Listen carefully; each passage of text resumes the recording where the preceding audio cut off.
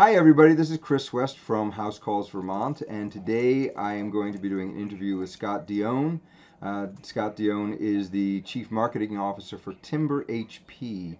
And Timber HP, from what I understand, is a company that is developing a factory in Maine that's going to be producing a wood fiber insulation material similar to some of the products we've seen on the market like Echo 4 or Gutex. So, Scott, welcome to House Calls Vermont, and thanks for taking the time out to speak with us. Yeah, thanks a lot, Chris. What is the product, and tell us more about what is going on in the factory and development, and just we want to know more about this new installation that's going to be made domestically. That until recently we've only been able to get from an international supplier. Yeah, so of course, wood fiber insulation is certainly not a new technology. It's been on the market in Europe for well over 2 decades. There's 15 production facilities in the European market, with 4 more production facilities coming online in the next 2 to 3 years. Right now in Europe, wood fiber insulation accounts for well over $700 million in sales into the European Union. Again, in Europe, if you know a bit about construction in Europe, most of it's masonry, with only about 20 to 25% of residential construction being wood frame. So really, when we talk wood fiber insulation, it's insulation for wood frame construction. There's 3 types of insulation. We'll be producing all 3 types in Madison, Maine, at the former paper mill, and we'll be producing a loose fill, which is analogous to cellulose or loose fiberglass. We have a batt product that's a press fit batt, similar to the mineral wool products that are on the market. And we have continuous board insulation to kind of take the place of exterior board, foam, and mineral wool. And the board product is really the product that has been imported from Europe by some folks in passive house design, and some folks who are focused on low carbon impact materials. So, but we'll have all 3 about wood fiber insulation production in the United States or North America, primarily the U.S. and Canada. We're going to be the first producer, are about 1/3 of what they are in Europe, and our energy costs are about 1/2. And anybody in the building industry right now thinking about wood costs being low are probably not thinking that I know what I'm talking about. But Actually, the wood that we're going to be actually, last week we had a whole discussion about the price of logs is about as low as it has been in a very long time. right. Yeah, so I mean, loggers are actually getting paid less now for saw logs than they were pre-COVID. So the residuals are what we're using. We're using leftovers from lumber production that have typically been marked for paper production. But if you look at paper production domestically over the past 5 or 10 years, it's a pretty tough landscape because we're not using nearly as much paper these days. So in the state of Maine, we've lost 6 paper mills in the past 5 years. So all of those low value residuals have to go somewhere. And wood fiber insulation makes perfect sense because it would be taking these softwood species agnostic residuals and turning them into a high value product. These 3 insulation products, and introducing them to wood frame construction throughout the United States and Canada. So you're talking about having product. Right now you don't have any product available. Right now you guys, or do you have, I remember you were saying that loose fill was going to be the first product available and that was going to be happening sometime this year. Do I remember that right? Well, right now we're finishing our engineering, which is pretty considerable. So we're completing our financing of the project, which is a $120 million build out of this project. And we are finishing the engineering, and we'll be moving very shortly in the next month or 2 into construction. We have our board line to produce the board product line actually is sitting in Maine. We purchased that from Home and Eat in Germany. It was a used board line. produced by Diefenbacher, and Diefenbacher has been hired to upgrade the board line for our needs. So they're one firm that's working on this project. A board line, you mean the manufacturing machines that make the board, right? Just to clarify. Yeah, correct. So the Diefenbacher line will create a monolithic board product that is from 1 inch thick all the way up to 10 inches thick. Wow. It would be similar to the board products that you've seen produced by Styco and Gutex. Okay. Our batt line is a domestic producer, and the loose fill packaging is an equipment supplier who produces packaging equipment for the cellulose industry also. Okay, so we're completing all of that engineering.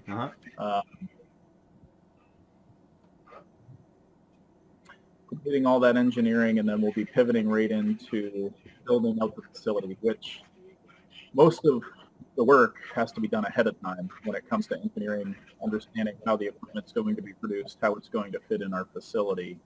And then the loose fill product line will be coming into production the second quarter of 2022.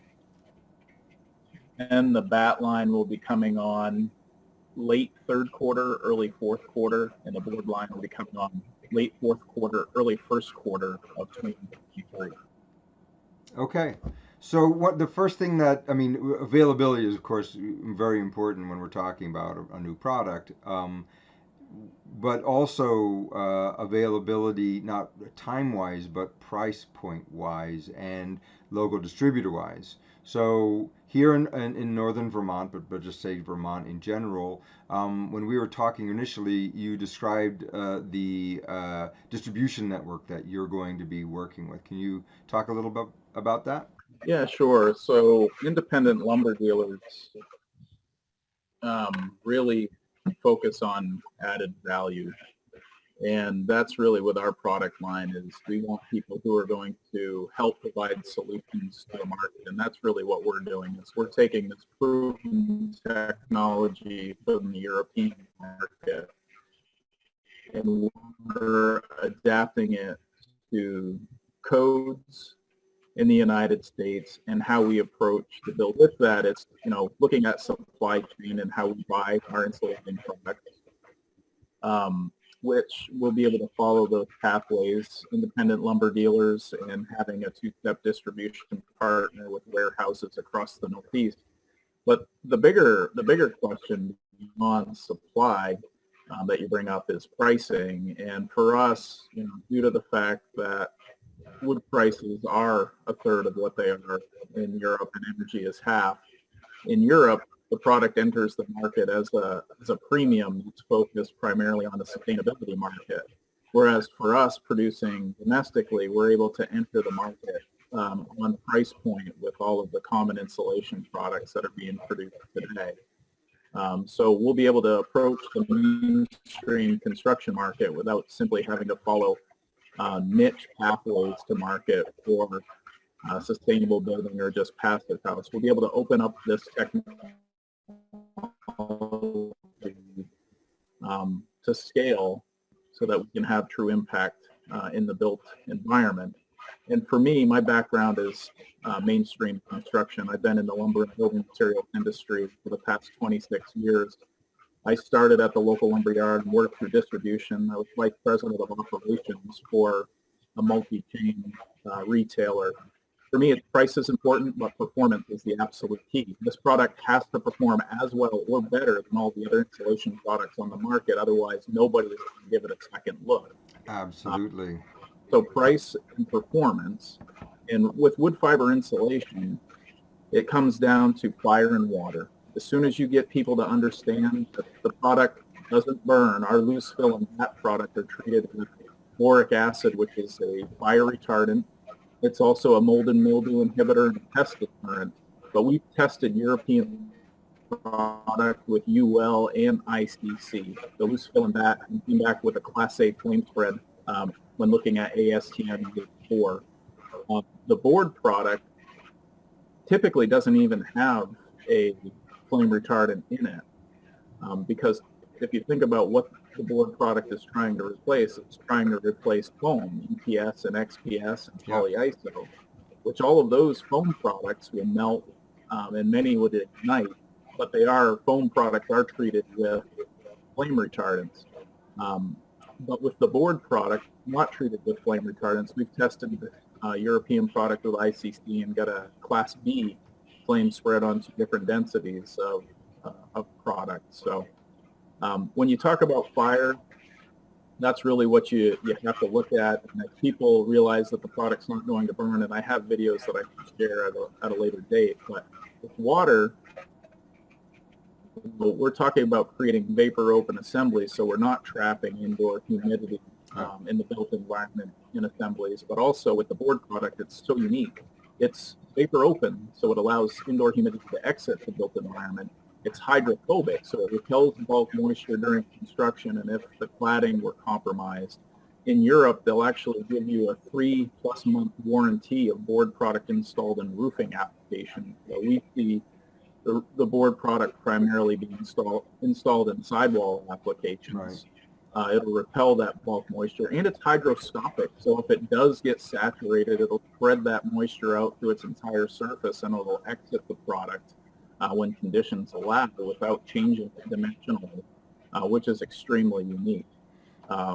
So if the product performs, then we could start getting in, and the price is competitive with all of the other products on the market, then we could start talking about the HP. So if you look at timber HP, HP means high performance first, and it means healthy people and healthy planet second. And for healthy people, if you look at the folks who are installing these products, they don't have to worry about the fibers being trapped in their skin for 2 to 3 days. Just the irritation of mineral, yeah. And you don't have to worry about what you're breathing in because it's sawdust. Yeah. And, on the healthy people piece too, we're creating built environments that are vapor open, that are not trapping humidity in the built environment, causing issues with mold and mildew and allergens. Exactly. And creating safe spaces acoustically.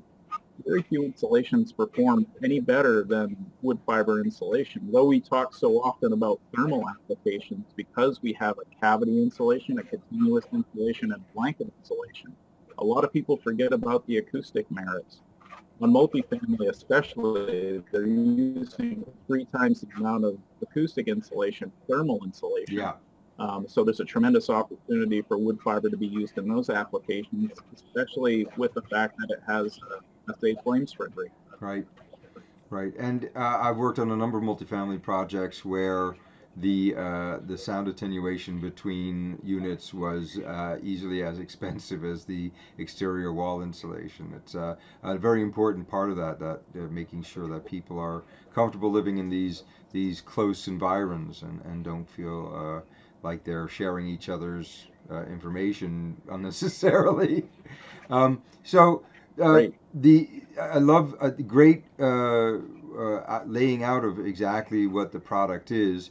And I love the idea that it's going to come in at a good price point. So one of the things I'd like to do is when the products become available, I'd like to set up a demonstration here in our area with the home builders, with Vermont Passive House, with members of the Efficiency Vermont Energy Excellence Network, and really get people to take a look at this product as an alternative to the mineral spun, whether it's fiberglass or mineral wool or these plastic insulations, which are problematic not just because they burn and not just because of all of these agents in them, but because just having them in the ground causes microplastics to be shed and put into our watershed, and we're just starting to understand how dangerous microplastics are. So this is a very important development. I'm all for getting towards a house that if we stopped touching it would rot into a non-toxic heap after 50 years, right? It's the non-toxic being critical in that discussion. So I appreciate that as well. are you all going to be doing an opening? Is there some kind of gala going on to celebrate the start of the like an unveiling that we can expect to get an invitation to? Yeah, no, absolutely. I mean, we're taking it a step further because really when it comes to sales and marketing, our focus is all embedded in education. Our boots on the ground selling this product are really just going to be support people to the paths to market. And those boots on the ground are going to be building science experts, just helping support the construction industry. And, we want to be able to answer the questions about different assemblies for the market and really showing people that this product line is a drop-in replacement for the products they're using these days. And with the loose fill product, they don't have to go out and buy a new blower. Actually, to dense pack cavity, they have to put less density of wood fiber in the cavity to achieve the same R value as other loose insulations that they're using. That product is a press fit install similar to the unfaced products that they're used to using. And the board product has greater compressive strength and, a lot of the continuous alternatives out there, so they don't have to worry about shimming their batt and rain screen for a day to try to get their cladding to sit flat because it has greater compressive strength. Yeah. But the education piece is so crucial to the point that we're creating a MAD lab in our production facility, MAD because we're located in Madison. And that lab is really a cross between a physical chemistry lab and a residential construction lab. So if folks want to come and take a tour of the facility, that's great. We'll have educational opportunities there also. But as part of our marketing efforts, we're leveraging that lab to educate visually the construction market and create resources for the construction market. Behind the scenes, we're building out our website to be a resource center for the industry on building to code and beyond code using wood fiber insulation.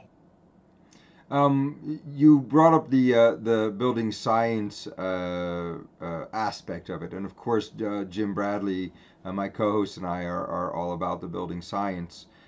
What is the density that the dense pack is for the loose fill material for a wall? So with cellulose, we talk about 3.5 pounds per cubic foot Yeah. for the most. With wood fiber from our R&D testing, we say there's a 20% deduct there. Whereas if you look at the European market, they don't dense pack to the densities that we do stateside. But for us, we want to be able to dense pack to a point where we're maximizing R value, maximizing air and the insulation itself is self-supporting. And we've been able to replicate that at value. And we have an independent lab that's testing density to R value. So that we're not just transposing numbers from the European market. Right. So, for our loose fill product, it's all borate treated, and we use about half as much borate as cellulose because we introduce it in the wet phase, and that completely encapsulates the fiber. And, being able to create assemblies where you don't have to worry about any of the leaching of the flame retardant off the product is pretty crucial when you start looking at, these wall and roof assemblies that may have interior humidity accessing the assembly. Yeah. And for us, the ability to use less volume, even though we're price competitive per pound, we're actually going to have greater coverage per bag. So your overall coverage price will be lower. Yeah. And we've been speaking also about the vapor openness of the product. Can you give us an idea of what the perm rating is for the board? I guess batts are a bit less important on that side, but yeah, I mean, depending on the density, you're somewhere around 40 perms per inch. Very high. The density that we see entering the market is really, the two common densities that are coming out of Europe for the most part for higher R value dry process insulation, so 110 kilogram per meter cubed and a 140 kilogram per meter cubed. Though greater densities exist and we can produce those.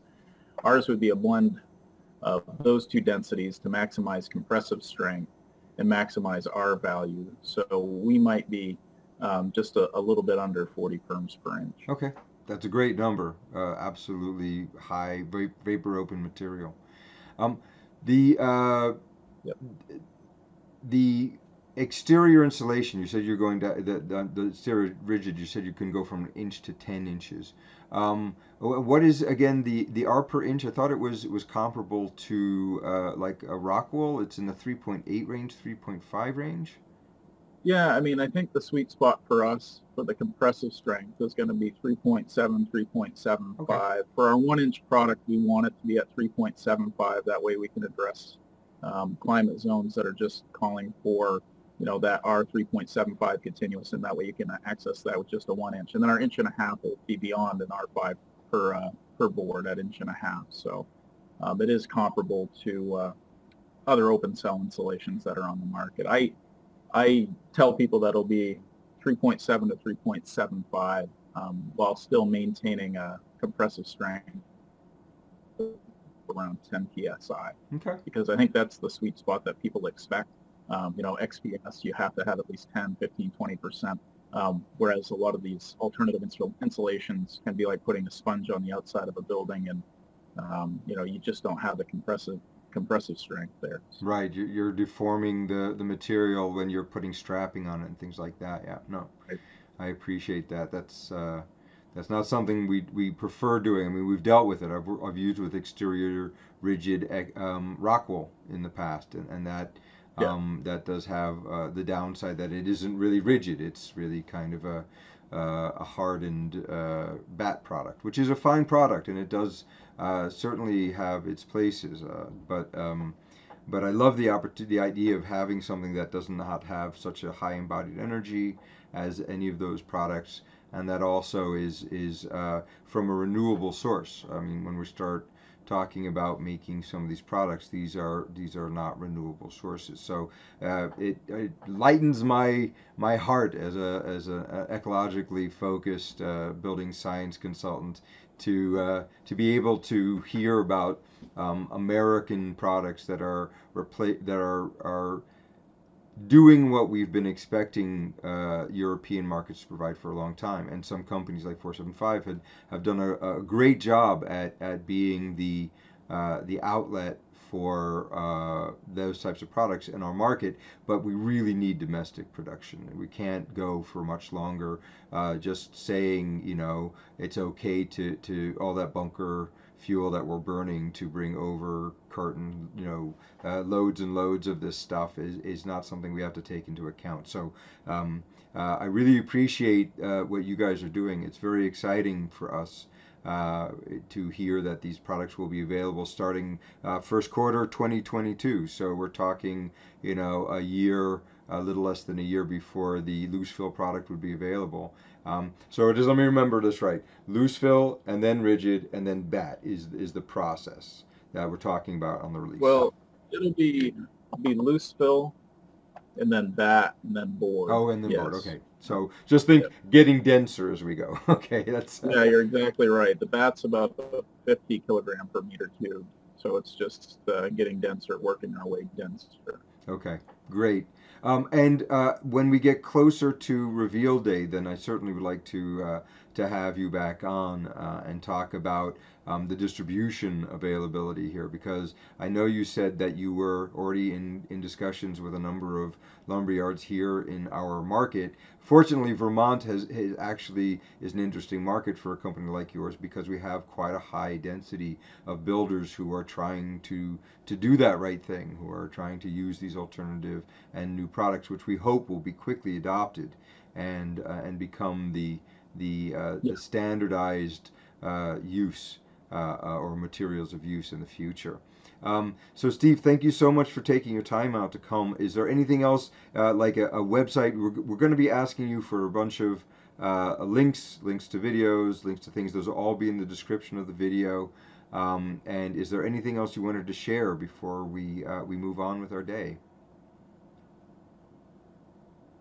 No, you can check us out at timberhp.com and learn a little bit more about us and our product line, and you can sign up for the consumer newsletter, which we send out on a monthly basis, and it just keeps everybody apprised of what's happening in Madison and where we are on the production schedule. Scott, right. Thank you so much for your time today, and we'll be speaking again soon. All right. Take care, Chris. Thank you.